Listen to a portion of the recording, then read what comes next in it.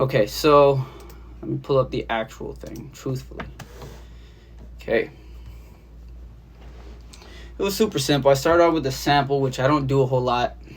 Usually I make my own stuff.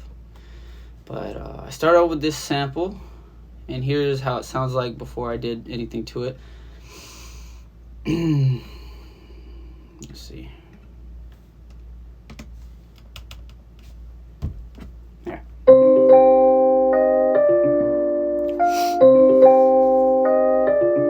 That's it. It's just that over and over again. Let's see. I only did two things, so I didn't even EQ this. I didn't spread it and anything.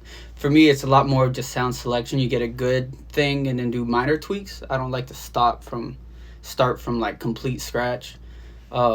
Even whenever I'm not using samples, like I said, I mostly don't use samples. So anyway, first thing I did was I put some gain on it because it was super, super low. But then I got this thing from Kyle Beats, which I don't really use that often. I just thought it could have been cool, and I got it, but I only use one ever like thing on it. It's I forget what it's called. It's called the drip, maybe. Yeah, drip. I only use one setting on it. It's called lo-fi. I use that, so that's it. Anyway, I put that on there. I didn't change any of the settings, so I made it sound like this. Let's see. Okay.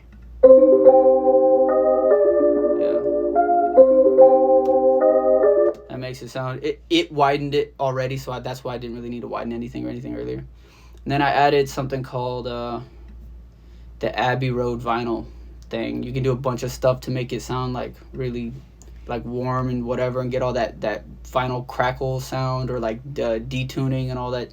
I don't know, there's a ton of stuff you can do on there.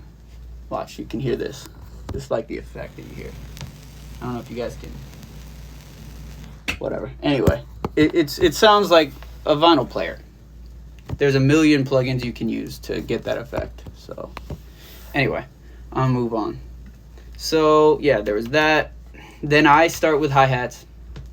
Start with snares.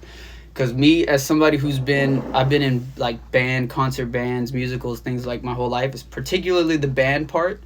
You learn a lot that like the most important thing is timing. So if you don't have tempo, you have nothing. So I use my snares and claps or whatever as a metronome. So I started with a snare on this one, and most of the time I just kind of put it in the same spot.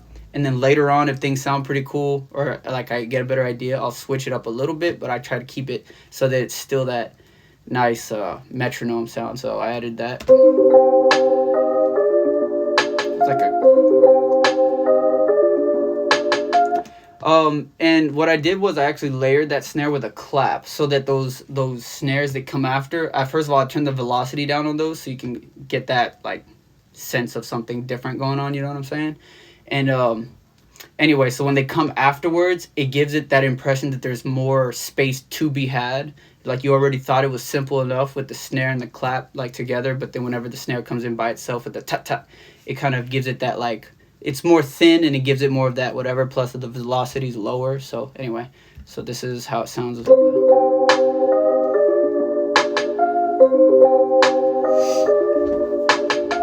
So you can see how like, because it's layered, you can get that like I said, sense of more space in the back, and at the same time it fills it in more without you doing as much.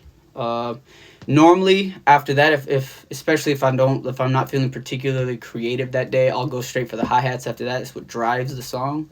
It's what really puts the energy in. And this time I was like listening to it, and I was like snapping to it, whatever. And so I added snaps just to kind of give it that on there. There it is. Yeah. Which I did that on the even numbered bars or measures, whatever you want to call it, the 2, 4, 6, and 8.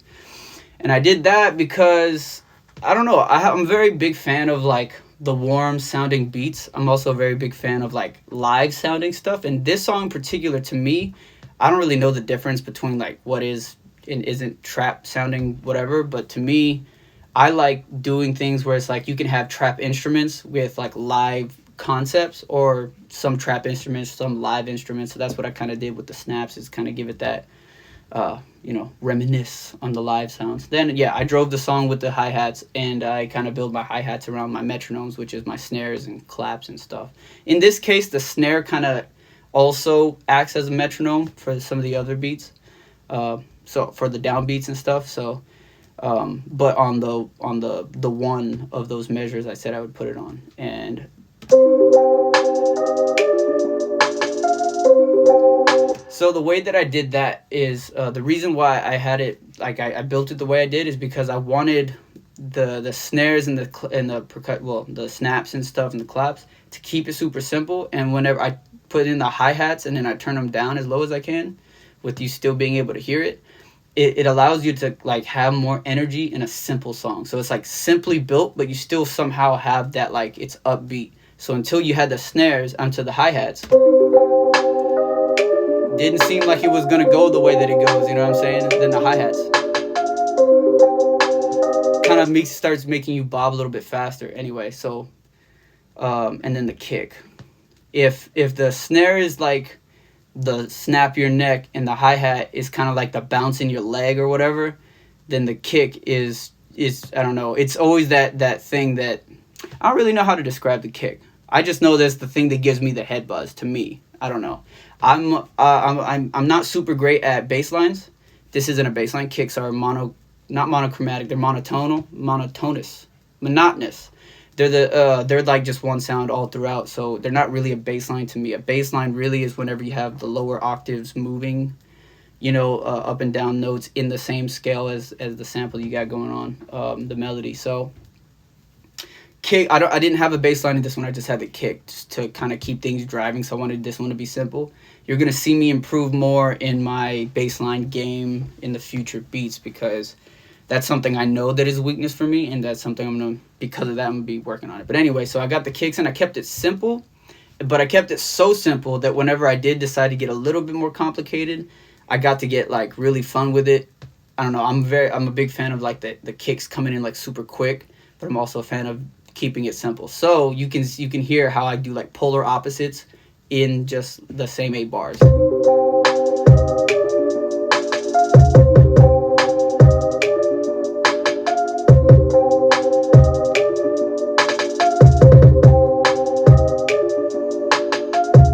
So yeah, I mean, you could tell like in some moments it's just like boom, boom, and then other moments like do do do do, because I keep it so simple. The rest of the 8 bars, it's all about space. People want to get too fun with it. That's why a lot of people get drum machines, so that you're not focused too much on one thing. You can do the kick and the hi-hats and the claps all at the same time, the snares. I like to build it this way because it feels more like I'm building something from the ground up. But the downside is you tend to go overboard with one thing or the other, and that's really one of the biggest things I learned in producing over the last year, is not to overcome, like just start with the basics and then add later if you have to, like go back to a sound, until the point where you don't have to go back because you're just doing so well. But never, always be open-minded about it. But anyway, yeah, that's the beat. Everything's, again, keep it simple, and then have the drive in mind when you lay down the hi-hats. Really, I use the snares, claps as in my metronome. Percussions are fun extra things. Kick is just for like making it dope, and then the hi-hats are just to drive it and whatever, and the melody is obviously what sets the key or whatever. And then yeah, so finished product. Truthfully, I do not waste my time. Truthfully, they doubt, but I don't mind. Truthfully, sometimes I be drinking when I write. Yeah, you know what it is. All right, see y'all later. I'm out of here.